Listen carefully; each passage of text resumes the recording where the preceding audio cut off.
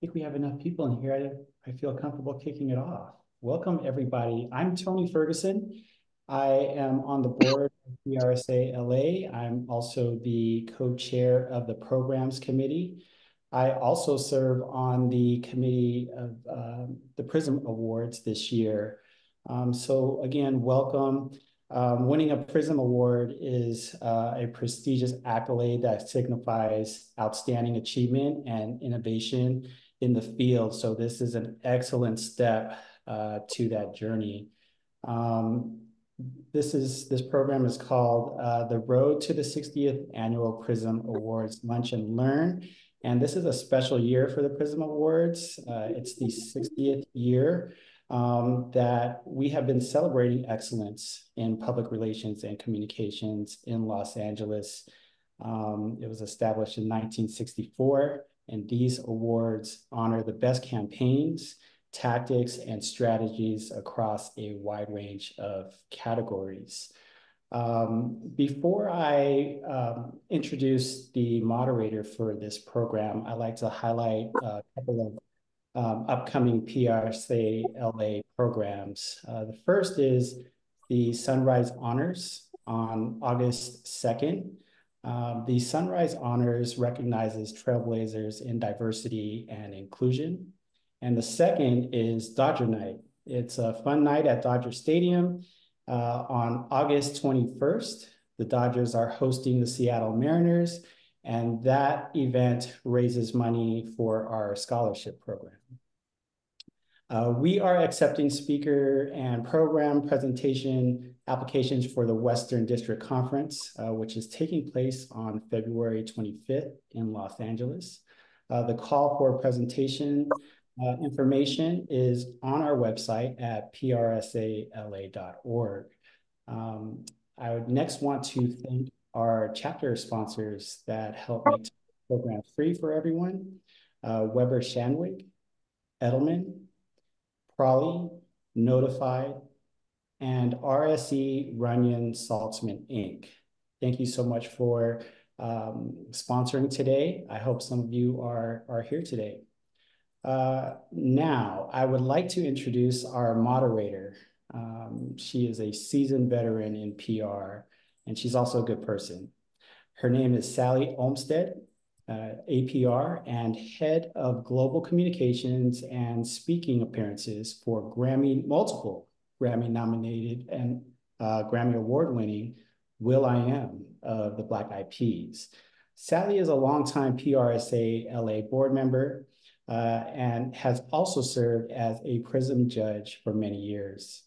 Across her career spanning entertainment, consumer, and crisis PR, Sally has won Anvils, PRisms, and Hermes and Bulldog awards. So she definitely knows how to submit winning entries for her work. So now I will pass the mic to Sally. Thank you, Tony. And thanks for everyone. Thank you for joining us today and taking time out of your busy schedule and hectic requirements going on to learn some valuable tips and insights from our speakers today about how to enter and win. So our mission today is to help you do your very best to submit winning entries. And this is open to PR practitioners in Los Angeles County, Ventura County, and Santa Barbara counties. So you have a wide chance to showcase your award-winning work. So why you should enter, people often ask, there's a lot, we're busy, there's a lot to do. Well, the reason you should enter is because winning helps your award-winning work stand out. It's great to include the fact that you have won a PRism or more PRisms in your marketing collateral on your websites. Your employees and constituents will be glad to know that your organization is doing award-winning work. And once you have done the hard work of filling out the entries, the copy is actually great because it can be quickly extracted to make case studies, newsletters, blog posts, and employee communications newsletters. So it is worth the work, not only to win, but because you have compiled the information that you need that can be used for other purposes.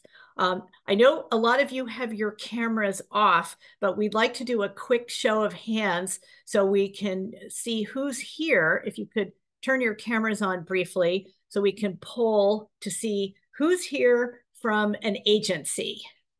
Raise your hand. Thank you. Thank you. Thank you. Okay, great. Who is here from a corporate or in-house position? Yay. Okay. What about government? Who's here from government? Very nice. What about nonprofits? Nonprofits? Great. And education.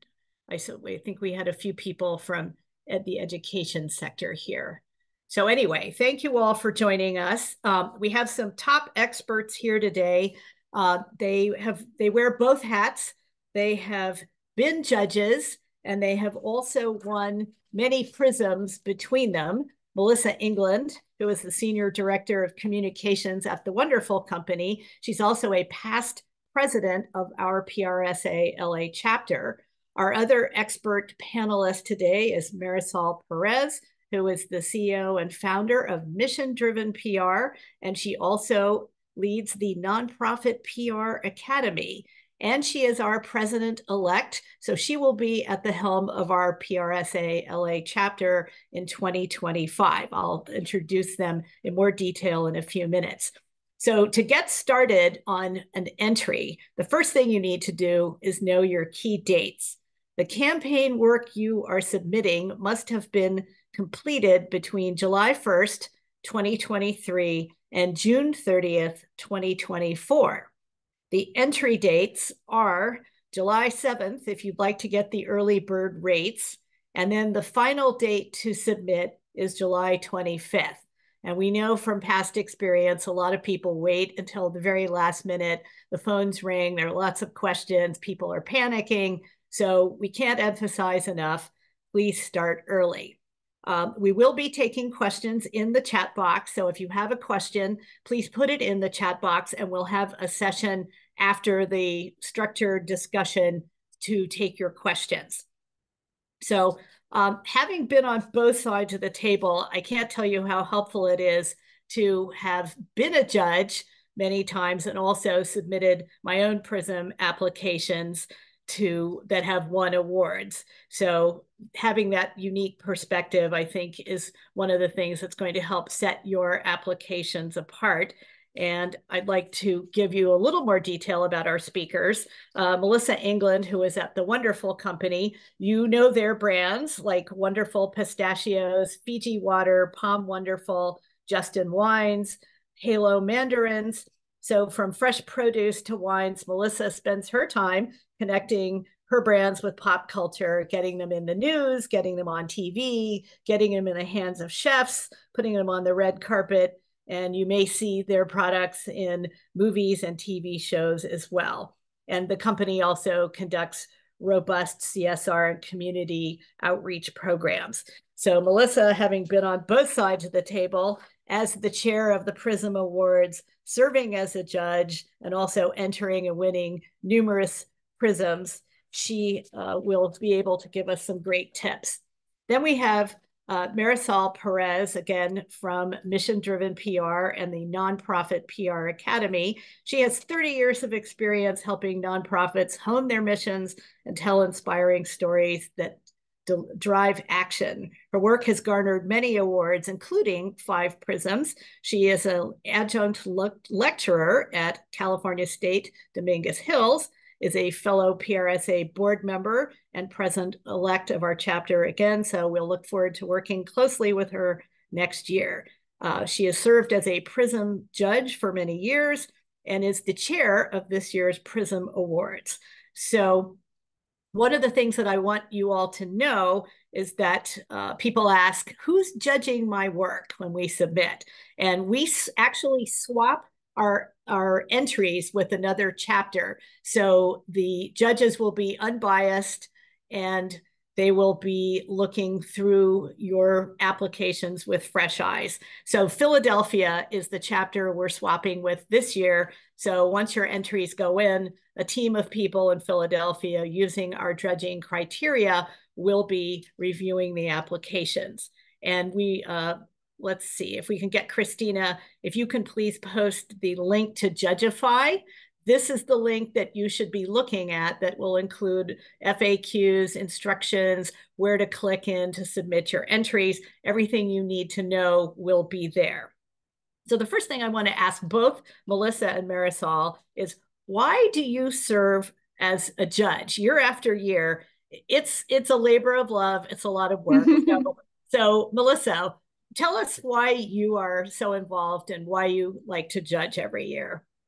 Awesome. Thank you, Sally, and great to be back with PRSA-LA and be talking about one of my favorite items, which is PRism Awards.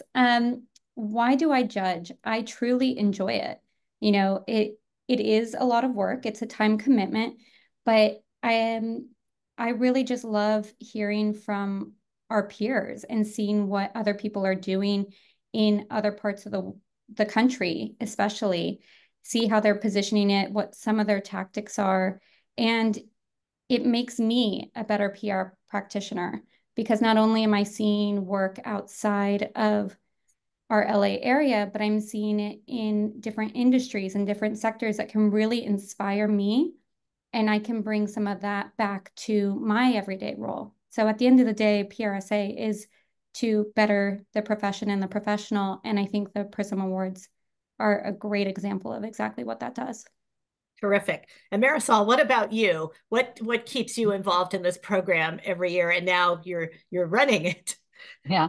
I've been doing it for so many years, and it's really kind of the same reason for, what Melissa said. It's really enjoying what other people in the country are doing.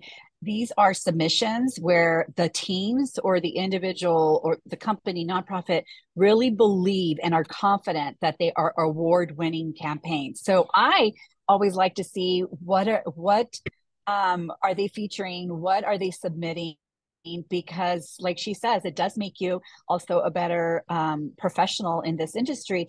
And as an adjunct lecturer, I love to be able to see what are the case studies, what are others doing, so that I can bring their best practices also and use it to complement the theory that I also teach. So like she said, also, it just makes us better professionals in the work that we do, gets us motivated to try different things. And people are very creative in how they end up getting the coverage or how they end up engaging community. And I enjoy it. I enjoy doing it. And so, if I can add one more thing, I love the idea behind the PRism Awards as a celebration. So really celebrating the work our community does. I think communication gets overlooked so often when we have such a pivotal role in so much of the success of our clients, our organizations. So having been on the receiving end and being able to have that moment and celebrate with my team, celebrate that big win, celebrate the blood, sweat, and literal tears when your work is recognized by your peers. I think that's an amazing moment. And PR was so quick to move on that this is, between the PRism Awards and the Anvil Awards, it's really our one moment to pause and reflect and celebrate ourselves and each other, which, but as an industry, we don't do enough of. That's absolutely right. So and I agree with both of you. I love judging because I get to read about great work in so many different fields that I know nothing about. And so it's always fascinating to see how well people do, especially on teeny tiny budgets. That's what impresses me most when I look at the budget and I see that they had no budget or they spent $49, on copies. I'm always impressed with what people do. So let's get to it. Let's talk about entering to win and the process of how to do everything right. It does take some time. So you do need to make it a priority and you need to put time in your calendar don't think you're just going to, throw it together and win, because it doesn't work that way. So think about the campaigns that your clients loved you for, things that the staff was buzzing about. You can do big campaigns. You can also enter a great feature story, a one-time launch event, social media activity, or a community service activity. So it could be a big campaign, or it could be something tactical. And there's also a category where you can nominate your brightest young staff members for recognition too. So one of the things that you will want to do once you've selected the campaigns or the work that you want to enter, check the dates. Make sure that you conducted the work between June 1st, 2023 and June 30th, 2024. So my question for Melissa is, to increase your chances of winning, how many entries would you recommend people consider submitting?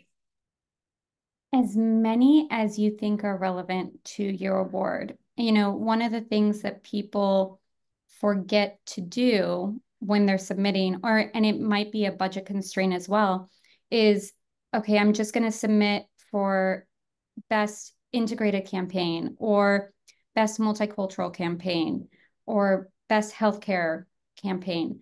But what they're missing is the opportunity for so many of the tactical awards, which are, if you scroll further down, what would win a best multicultural award is probably going to win something for best media relations, or best social media, or best influencer marketing. There's so many of those smaller awards that people oftentimes don't remember or overlook, or simply just don't think that they have the time to submit. You've already done the hardest work in putting together the initial. Then it's just adapting it to these other entries. So really, I really recommend taking advantage of the bulk entry rate. That's why it was put there, to kind of help out in some of these, because also, having been behind the scenes and going through every single entry, like I have personally read every single PRism entry for the past, 5 years that I was on leading that. And there just might be one category that has a huge influx of entrants that year, and really good work is being overlooked. But if they applied it into other categories, they would have been the absolute superstar. So definitely look at the other areas. Is your government relations also community relations? And also, the end, people sometimes forget about some of our special awards. When you're submitting into all of these, the President's Award, one of the highest awards of the night, actually goes to the company who received the most PRism Awards for the night. So expand your horizons, look at all these other categories, adapt it.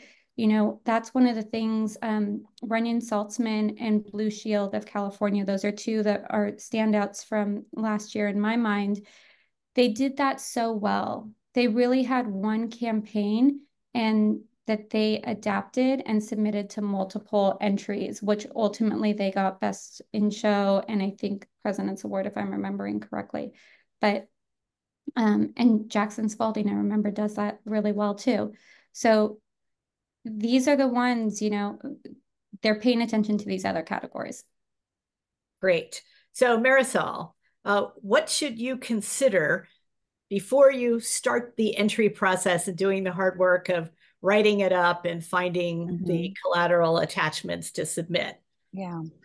Right off the bat, you've already identified maybe a strategic campaign that you want to submit, a tactical submission.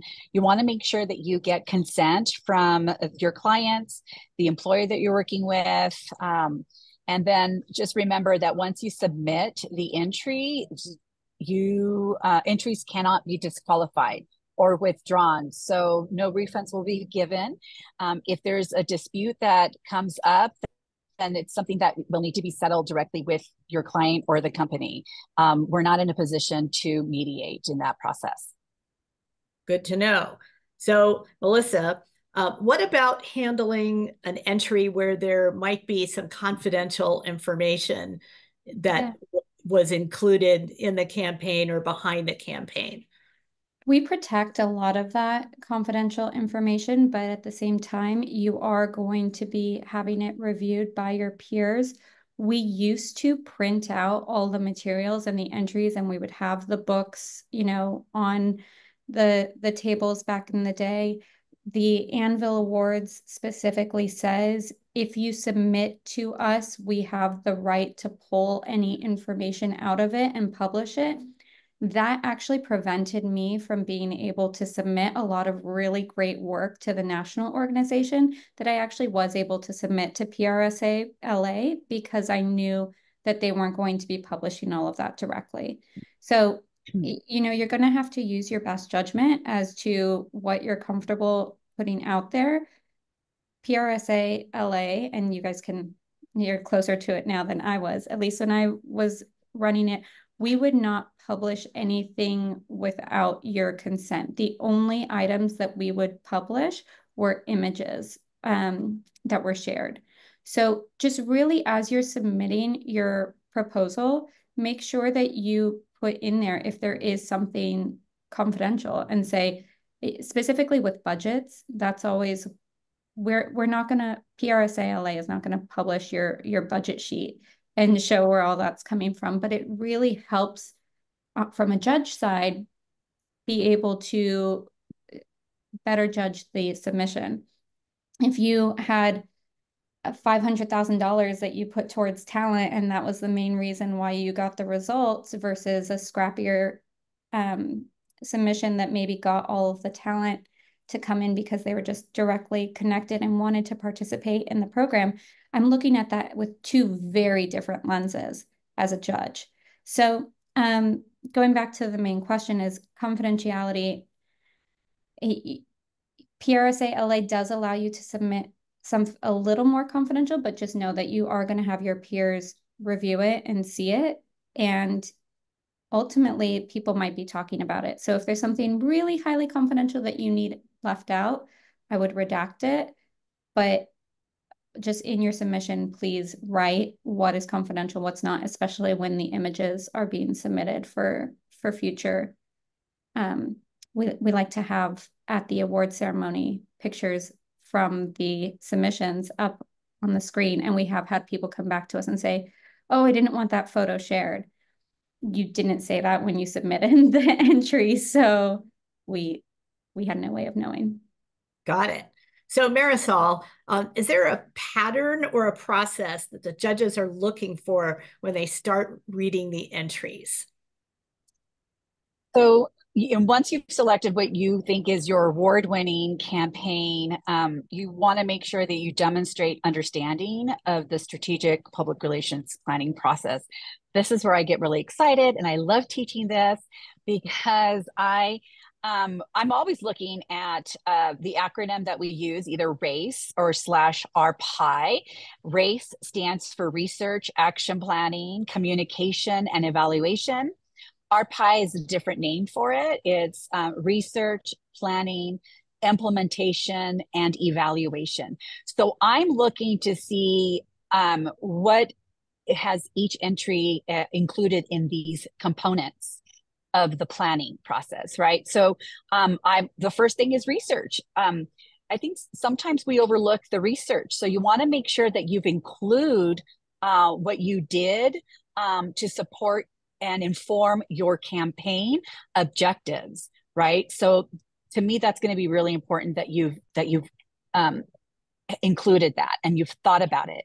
And so then as you look at the planning section of it, or the action planning section, you want to make sure, I'm a stickler for this. So I'm going to tell you, I'm a stickler for looking at what your goal is as opposed to your SMART objective, your specific measurable. I like to include audience instead of, some people see it as attainable. I see as, have you identified who your audience is? Is it realistic, relevant? And is there a time element to it? So I'm looking at your SMART objectives. Now, the reason I do that is because I'm looking to tie your measurable objectives to your evaluation. What have you measured as outcomes to say this was effective and this was successful and it made it an award-winning submission for you? So I'm really going to make sure to connect those. And that's where I know I have cut a lot of people in terms of the points. And I also provide the commentary to them when I give the feedback that the opportunity is, and I tell them what the opportunity is in terms of aligning the measurable objective with the evaluation so that they can learn from the process. That to me is also, I guess that's maybe my instructor positioning where I like to just teach that as well. So again, looking at how did you execute it and doing it, I think, because you're so limited in your space, in a format for me that's user friendly and I can follow along. So I really enjoy when someone uses kind of like the bullets and they have like a little bolded phrase and then they explain it. So it's easy to kind of follow along and how that translates to the outcomes. Again, I'm always connecting. I'm trying to connect from the research all the way to the evaluation. So that's what I have. You'll want to make sure that you include all your documentation to support what you've included in the narrative. So have the PDF as well as I appreciate links to the actual coverage. So while you might have a screenshot, I actually like to see what did it look like, right? What are you talking about in terms of the coverage? I'm also, from what Melissa had said earlier, I'm looking to see what was paid media versus earned media versus what you've owned media, right? What was shared? So I'm really looking at also the peso, paid, earned, shared, and owned media. Got it. Thank you for that detailed explanation. We actually have our chapter president, Stephen Chavez, here with us. So can you put Stephen up on the screen so everyone can see him? Because we have an important question for Stephen to cover off, which is, with so many categories that you can enter, how can organizations save money on their entry fees? Oh, I'm going to pass this over to Christina at Huntington, actually. I don't quite know that answer. I should know it, right? I don't. Christina? Yeah, so we do have, as mentioned earlier, we do have the early bird application deadline will be July 7th, midnight. If you submit, you do get to save $40 on each entry. And if you are a PRSA-LA member, that saves you some money as well. And then we do have bulk rates as well with that savings, that additional savings on that. Everything will be on that link. If you go to the Judgify, that's up on the in the chat, you'll be able to see detailed information on that.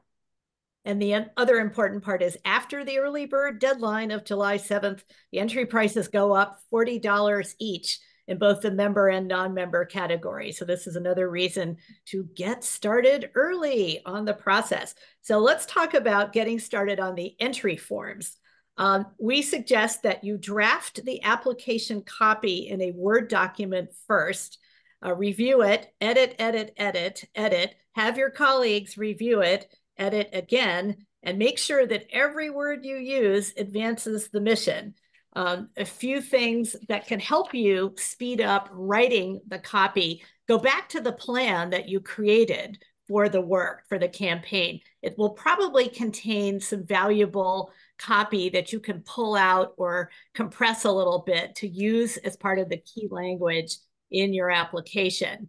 And if you might have entered the same campaign in another organization's, awards program like the Anvils or, Hermes, go back to the application that you've already created and look at that language and pull out what you can pull out. That will help speed things along. So for Melissa, what should entries include in their written language that will help the judges connect with their materials and get engaged in reading the application?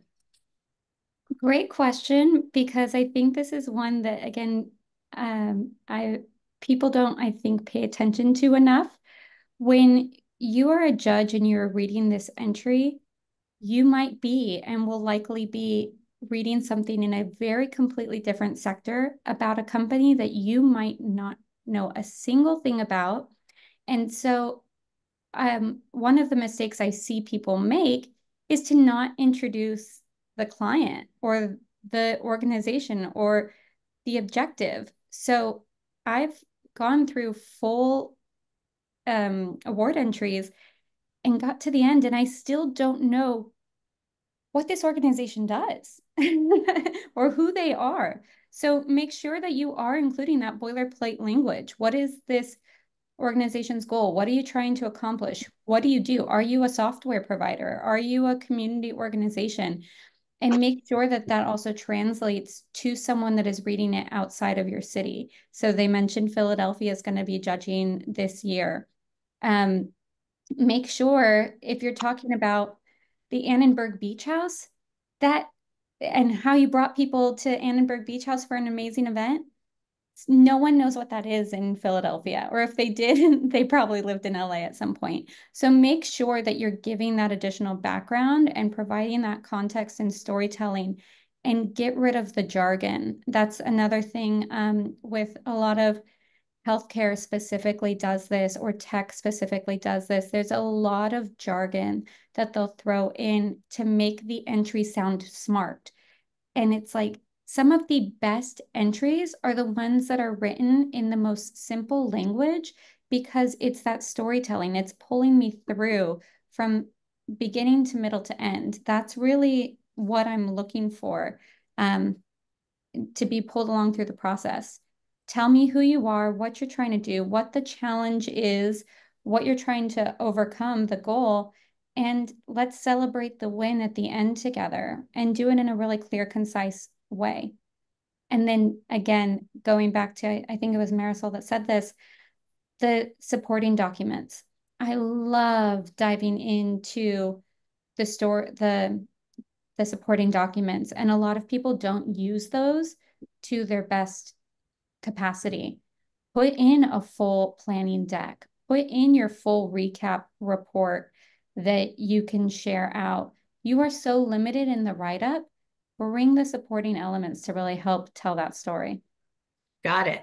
So on the pet peeves of not knowing what it is you're reading about because it's filled with jargon, another thing that the judges quickly read and smell disaster are some words making claims like, our campaign was revolutionary, best in class, first of its kind, highly strategic, dazzling, brilliant.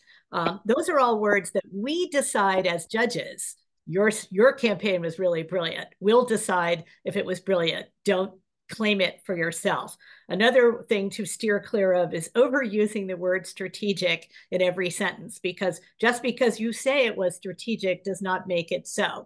So it's understood when you're entering a strategic campaign in a certain category, that's what it is. So you don't need to restate this over and over again, because it is a turnoff.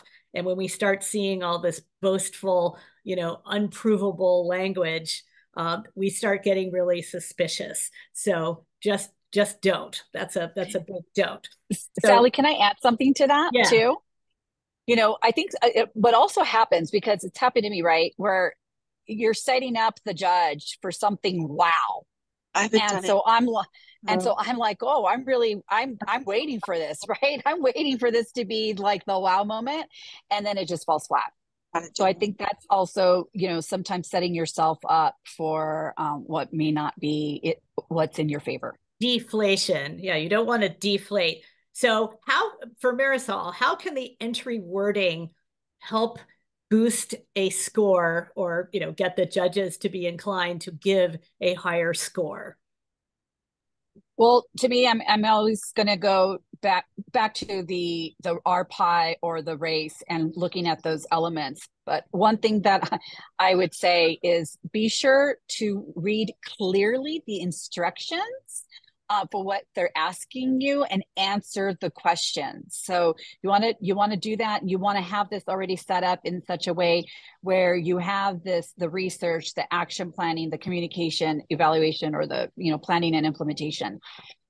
So that's going to be important, and also to tie in the words. So if you have these measurable objectives, I'm sorry, like, if we have the measurable objective, I think it's and I think tagging onto what Marisol said, one of the things that we look for in the applications is if one of the sections is really light, like you didn't do any research and we can really tell you didn't do the research. So if you're making up a thin comment or something that doesn't match what's in your plan, or how it informed your execution and your strategies, we can tell that you didn't. And so think twice about what you're going to enter, and make sure you can document that you went through the steps, because we're reading for that. That's what we're looking for as part of the process. You could do something great, but in order to be a PRism Award worthy winner, you have to have done great work, but you also need to show that you have embraced the public relations principles that we stand for. So tell us, show us in words in your application that you did it. So Melissa touched briefly on the importance of attachments, because the forms, the space in the form are very small, so every word has to count. So talk a little bit about how you put together good attachments that the judges can use and quickly access. Well, some award submissions, what we like to do at my company is when we're formatting our submissions, we're formatting them not only for PRism Awards, but for other submissions as well. One of the awards requires you to package your submissions into the 4 sections. So it'll say planning, research, results is whatever the 4 different categories following. So that is always a great way to really back that up.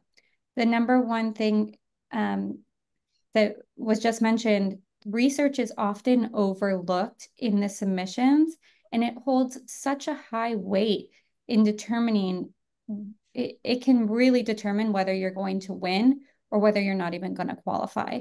So please, I like to see the research. If you're going to reference a study in your research section, make sure that that study is in your backup materials, because it's checking your work, right?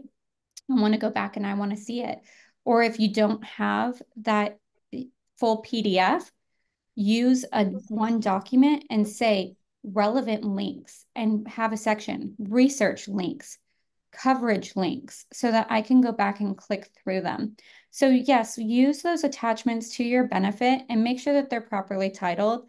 I don't want to see TWC _ 93112, because also what I'm doing is I'm bulk downloading a lot of the submissions and I'm reading them off all together. And so when I'm going into my downloads and if I'm seeing all this jumble, please, the easier you can keep it for your judges to judge, it will go a long way. So yes, packaging them, making sure PDFs, please do not use Word documents. PDFs always, depending on what kind of computer, I'm always on a Mac, other people are on PCs, things get jumbled, and if it looks sloppy when it comes through on my end because of a technical issue, I don't want that to impact how I'm judging your score. So please make sure that there's PDFs. If you're doing PowerPoints, please compress them so that they're not 100 megabyte PDFs that PowerPoints that I'm downloading. It seems so simple, but it really goes a long way in just being able to really review the content. So I think. And another bomb to watch out for is for coverage results. If you got a placement and the placement was behind a firewall, Oh, yeah. Don't include only the link. Put the full PDF in so we can see it, because we're not going to go to the trouble of digging in and making, do we have an account to read it? We're not going to spend money to sign up for an account to read something that's behind a firewall. The other thing is sometimes links, as they get older at news outlets, they get delisted. So always grab your work as a PDF. You can include a summary sheet that has the links, but don't assume that we will always be able to access them. And this is one of those irritating things that judges don't like. So one of the other— I don't want to see an Excel. I don't want to just see an Excel of coverage. And I don't want to see a list of press release pickup from MarketWire or Business Wire or PR Newswire. That's not going to help tell your story.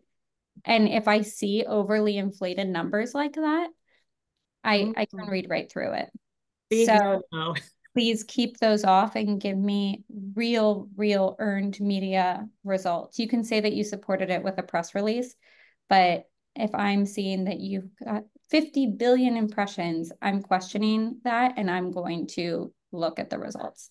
Got it. Another thing not to overlook is copy editing your work. Especially if you have multiple team members that are working on a submission, go back through it and check to make sure that the tone of voice and the tense match all the way through the document, because you can tell sometimes when different people have worked on it. So make sure that you have a polish edit session on all of the written entry sections before you submit. And this is just so basic, but we see it all the time. Spelling mistakes, proofreading mistakes, punctuation mistakes. And if you can't get this right in our business, you should pack it up. So please, and it does happen when you've read it 59 times, ask 2 colleagues once you are at final draft, give the application material to 2 different colleagues who haven't worked on it and ask them to read through it. Does it make sense? Does it tell a story? Are there too many overused words in there? Do the tenses not work? Are there spelling mistakes? Just get the basics right. So to Marisol— to plus that up, I saw a lot of agency hands raise their hands in the beginning. Get someone who doesn't work on the business to read it. Because if I'm reading it and one of my other colleagues is reading it, you're too connected. You're too close to the work. You know it like the back of your hand. Give it to someone. I'll throw it to my husband and have him read it. He has no clue anything in the world of PR or what I do. So I'll have him read it through and say, hey, does this make sense? That's always a great second resource for you. Excellent. So for Marisol, once the submission is ready and you're ready to start uploading, what's the process like and how much time would you recommend people allocate to do this correctly? I'm going to take a step back on that because there's the opportunity to also save on your entries if you are a member. If you're not a member, we encourage you to become a member of PRSA-LA so that you're going to be able to save on the submission entries. So that's first and foremost. Also, you want to take a few days. I mean, I would definitely look at least 4 days, 5 days in setting up and creating your account in the online system, making sure that you're going to be able to meet the deadline. Consider also it's the summertime, right? So consider vacation time. So if you are going to be working on this with other people, you want to make sure that you account for different schedules and manage the time in preparing your submission so that it gives you time. It gives you, at least 4 days to submit everything and upload it. So once you create the account, you want to make sure that you save the login account and password.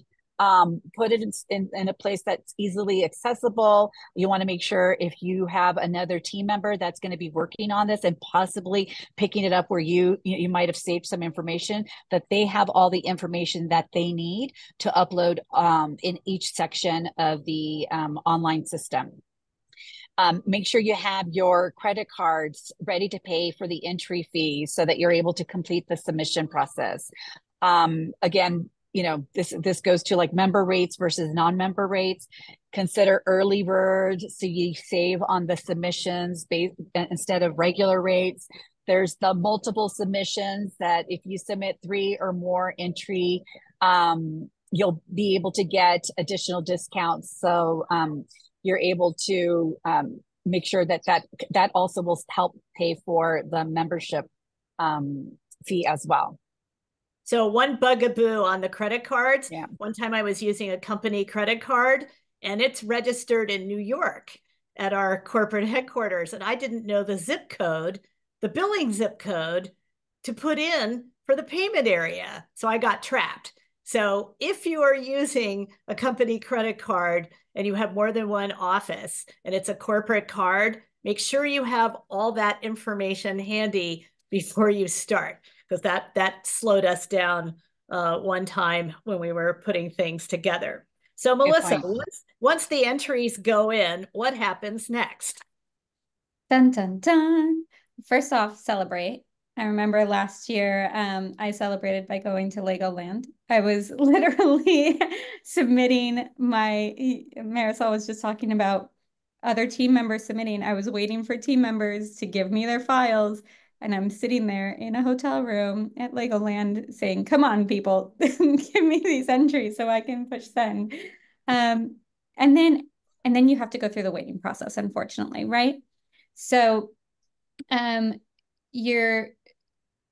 you will find out about the finalists usually 3 to 4 weeks out. Marisol can probably give you the better timing for this year's. But make sure that you download and save these final assets. So anything that you submit, let's package it up, read it, save it on your files, and then see what else is next. What else do you want to submit? How can you repackage this internally? So what I tend to do is I submit it here. I see how it performs. The ones that rise to the top, I then repackage and submit for the silver anvils. But so often people start from scratch again. So make sure you can go back, download your full file, copy and paste it. Again, I always keep them in a Word document, so I just really paste them into the submission forms. Then once you go through the final process, make sure that you're taking a moment to celebrate with your team. So once the awards are here and you get to celebrate, go back to your team and say, hey, let's share out some of these case studies. These are the 5 awards. How can we celebrate this within our internal team? Find company newsletters to share it out. Find, profiles. We have an intranet and social media that we like to share wins about. So really use that opportunity to celebrate. Going back to what I was saying in the beginning, we don't do enough of that within our team. And take those as a great case study and learning for future opportunities within your company or with new hires. Onboarding decks, week 1, we like to walk people through, here's some of what we did. Let them read through that. It's a great way to get familiar with the work and the process. And also, again, continue to celebrate some of those really heavy hitting campaigns. Terrific. So, and the big important thing is to mark your calendar for October 24th, which is the PRism Awards ceremony, for which the awards and trophies will be presented. So you'll want to mark that and arrange for tickets through PRSA-LA.org. And again, as Melissa said, finalists will be notified so you can get all the tickets you need, get a table, bring your team. We do have a few minutes remaining for questions. If you have any questions, please load them into the chat box. And I'm just going to run down a quick bullet list of reminders here. To make sure on your master checklist, make sure your work is eligible. Check to make sure you're entering it in the right categories. Make sure you have consent to enter the work and that you have removed or considered confidential information. Did you follow the process? Research, creating the plan, executing and demonstrating measurable results. That's what we're looking for. Is your application readable? Does it tell a story? Is it free of jargon? Is it free of, masterful claims of revolutionary and brilliant? Take those out. This is really important to getting a great score, because the copy in the application is what we are mostly judging on. So that's really important. Is your entry copy flawless? Is everything spelled right, in the right tense? The tone of voice is upbeat without being too flowery. Again, strike out those pithy, flowery words and amazing claims. Are your attachments in PDF files? Are they named so they're easy for the judges to find and follow? Have you had several colleagues read the application and look at the materials? And Melissa's point about somebody who doesn't do it day to day is really important, because does it make sense? Because we're going to be reading the applications for the awards for Philadelphia. So if we don't know about a restaurant chain or the hospital or some community, service program, and it isn't called out in the front of the application, we're doomed. So don't set yourself up to fail. Make sure you introduce yourself in the application, and set up a work back calendar for you and your team, and make sure that anyone who's helping with the application honors the calendar, because there's nothing worse than you're getting ready and then you call down the hall and say, hey, where are those pictures? Where's the attachment? Oh, I haven't gotten to it yet. That is not going to help you, and it's just going to stress you out. So put everybody on a work back, and please, please, please, everyone honor the calendar. So we are close to running out of time. So just a reminder, PRSA-LA.org and the Judgify links, you can find pretty much everything you're going to need in there. Sally, we do have a question. Yep. I'll read it. We do. Okay. Do you have any tips for the supporting documents you like to see for Teams of the Year nominations, top campaigns, more general recaps, individual team member information, internal accolades? Either of you want to tackle that one? Yeah, so for Team of the Year, it's interesting because sometimes Team of the Year normally gets judged differently outside the format of a traditional PRism Award. So when you're submitting for Team of the Year, again, it goes back to the storytelling. I like to see overcoming a really big challenge together. Obviously, it helps if it's something that we have seen in the news and we know some of the challenge, but it doesn't have to be a big splashy name or campaign. It's really, okay, this small, nimble team of 3 took on a huge project. Really, again, use your PR storytelling abilities to bring that to life. I love seeing multimedia assets for Team of the Year. If you have a sizzle reel, a video, photos that can really tell that story, people submit team photos. Last year's communication team of the year was Mattel for Barbie. So obviously that was everywhere. And they just happened to be based right here in LA. People not only submit within PRSA, but people nominate outside. So it doesn't have to be self-submitted. And try to encourage someone else to submit on your behalf and nominate you. Those are just a couple ideas I have. But yes, the other thing is, I remember when Runyon Saltzman won Team of the Year, they submitted across other categories that year. So when you have that supported by all these other PRism wins, you're like, wow, this makes sense, because they swept so many categories. it seemed so fitting that they were the communications team of the year, and that entry was written just as well. So number one, submit for team of the year, agency of the year, small agency of the year, internal communications team of the year, because there's actually a lot less submissions in those categories that you might think. It's one that's often overlooked because I think people think it's so tough that they just don't go for it at all. And it can be, again, going back to the celebration, it's a huge opportunity for your team. So number one, submit and make sure that you're using that the storytelling. And number two, definitely submit those supporting documents. Show us why, why they deserve, what amazing results did you achieve within that team. Marisol, anything to add on that one? No, actually, Melissa has experience with that one.